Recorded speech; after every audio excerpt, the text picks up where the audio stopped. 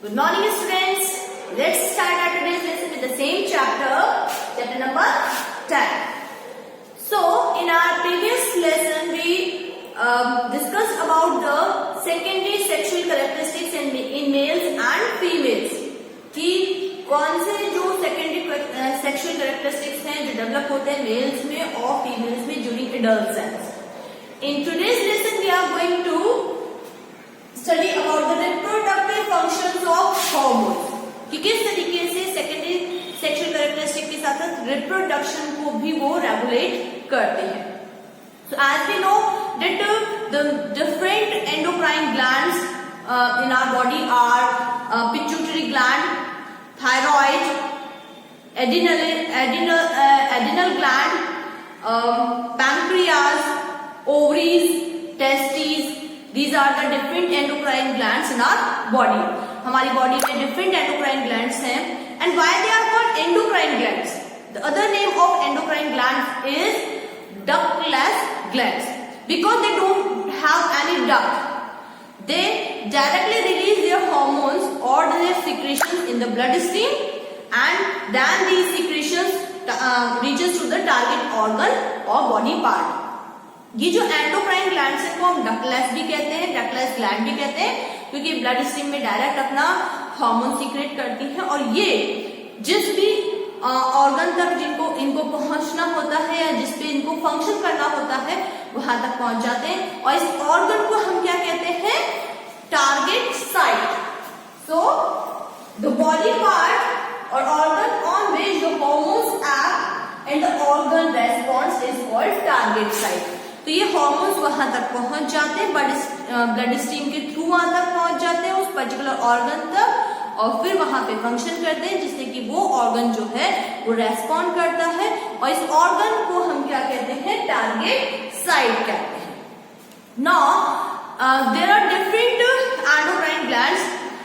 इनमें से जो हमारी टेस्टिस हैं इन मेल्स में जो टेस्टिस होती हैं they releases sex hormones that is called testosterone. Just like that, in females, the ovaries secrete a female, or we can say sex hormones that is called estrogen. तो जो mail है उनमें जो testis है वो एक सेक्स हार्मोन सीक्रेट करती है जिसको कि हम टेस्टोस्टेरोन बोलते हैं. और इसी तरीके से जो ओवरीज है जो कि फीमेल्स में प्रेजेंट होती है, फीमेल्स का रिप्रोडक्टिव ऑर्गन है वो प्रोड्यूस करती है estrogen. So these are the sex hormones which regulates the reproduction. जो सेक्स हार्मोन्स हैं वो रिप्रोडक्शन को कंट्रोल करते हैं, सेकेंडरी सेक्सुअल कैरेक्टरिस्टिक्स के डेवलपमेंट के लिए रेस्पॉन्सिबल होते हैं. तो ये जो दो हार्मोन्स हैं in males and females, testosterone and oestrogen, they regulates the secondary sexual characteristics in males and females and regulates the reproductive or we can say the reproduction in them. चाहे वो mail हो चाहे female हो उनमें उनको reproduction को क्या करते हैं? रेगुलेट करते हैं. So we can say the sex hormones are responsible for male and female secondary sexual characters. उनमें जो प्यूबर्टी के समय हमने जो भी सेकेंडरी सेक्सुअल कैरेक्टरिस्टिक्स पढ़े हैं वो कैसे डेवलप होंगे, किस तरीके से होंगे, उनको पूरी तरीके से रेगुलेट करते हैं. Now the next thing is the reproductive phase in human. So we know that this testosterone in male and oestrogen in female controls the reproduction in males and females. Now how they do this and how when it is start? In males and females, the adolescent age or the puberty age is different. So in females, it starts at the age of 10 to 12 years. तो उनमें जो females हैं, they are mature or we can say they are capable of doing reproduction at the age of 10 to 12 years because at this age they start in them the ovaries are start to release the mature ova. इस समय उनकी जो ovaries होती हैं वो mature ओवा को release करना स्टार्ट कर देती हैं. which lasts for the age जो कि 45 से 50 ईयर्स तक चलती है। उसके बाद वो ओवा रिलीज करना बंद कर देती है। बट इन मेल्स उनमें रिप्रोडक्शन कब स्टार्ट हो सकता है? At the age of 15 to उनकी जो एज है वो फीमेल से थोड़ी ज्यादा होती है, तो हम ये कह सकते हैं अगर इनमें 10 to 12 है तो हम ये कह सकते हैं कि 15 to 16 की एज में वो क्या कर सकते हैं? स्पर्म्स रिलीज करना स्टार्ट करते हैं। They are capable of reproduction in reproduction when they start releasing of sperms, जब वो स्पर्म्स रिलीज करना स्टार्ट कर देते हैं। और इनमें जो रिलीजिंग की जो स्पर्म्स रिलीज करने की जो एज है it is longer than the females, यानी कि ये लंबी एज तक, ज्यादा उम्र तक स्पर्म्स को रिलीज कर सकते हैं।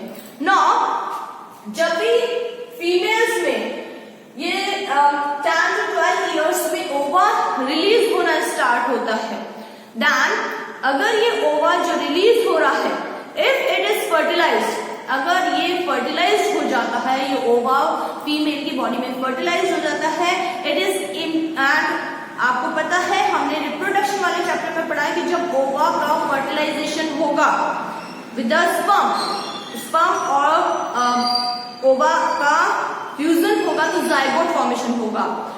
तो फर्टिलाइजेशन की प्रोसेस से जो दोनों का फ्यूजन हुआ उससे जो जाइगोट बना, अगर जाइगोट का फॉर्मेशन हो जाता है मींस फर्टिलाइजेशन हो जाता है, then this zygote is implanted in the uterus wall. जब तक ये ओवा मैच्योर मतलब जब ओवा रिलीज होने होता है तब तक ये जो हमारा एस्ट्रोजन है ये यूट्रस की वॉल को थिक और स्पॉन्जी बना देता है। It is prepared for the implantation of the zygote. और अगर जाइगोट बन गया है, फर्टिलाइजेशन हो गया है, तो ये जाइगोट उसमें इम्प्लांट हो जाता है यूट्रस की वॉल में and start dividing and developing. वो उसके बाद वो जो जाइगोट है वो उसमें इम्प्लांट हो जाता है, उसमें डिवीजन स्टार्ट हो जाता है और आगे डेवलपमेंट होना स्टार्ट हो जाता है।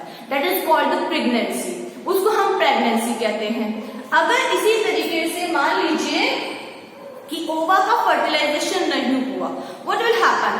The wall which is prepared for the implantation of the zygote वो बेकार हो जाएगी and it will shed off with the blood loss। ये जो यूट्रस की वॉल जो कि जाइगोट के इम्प्लांटेशन के लिए प्रिपेयर हुई है वो बेकार हो जाएगी क्योंकि इम्प्लांटेशन नहीं होगा, फर्टिलाइजेशन नहीं हुआ है, तो ये शेड ऑफ होने लग जाएगी, साथ ही साथ ब्लड लॉस होगा। दैट इज कॉल्ड मेंस्ट्रुएशन, जो कि मेंस्ट्रुएशन के नाम से कहलाता है। और अगर फर्स्ट जो मेंस्ट्रुएशन होता है यानी कि ब्लड फ्लो होता है that is called menarche. Girls में पहला जो मेंसेस आता है उसको हम मेनार्क कहते हैं। इसी तरीके से मेंस्ट्रुएशन जो है वो 10 to 12 की एज में गर्ल्स में स्टार्ट हो जाता है। इसका मतलब है तब अगर उनके ओवा का फर्टिलाइजेशन नहीं हुआ है तो वो उनकी जो यूट्रस की वॉल है वो शेड ऑफ होने लगती है and it repeats in every 28 days। Her 28 days के बाद ये साइकिल रिपीट होता है और उनकी यूट्रस की वॉल जो है वो शेड ऑफ होने लगती है, जिसको कि हम मेंस्ट्रुएशन कहते हैं। तो इस तरीके से हम ये देखते हैं कि ये जो सेकेंडरी सेक्सुअल ये जो मेंस्ट्रुएशन है it is also regulated by the female sex hormone oestrogen.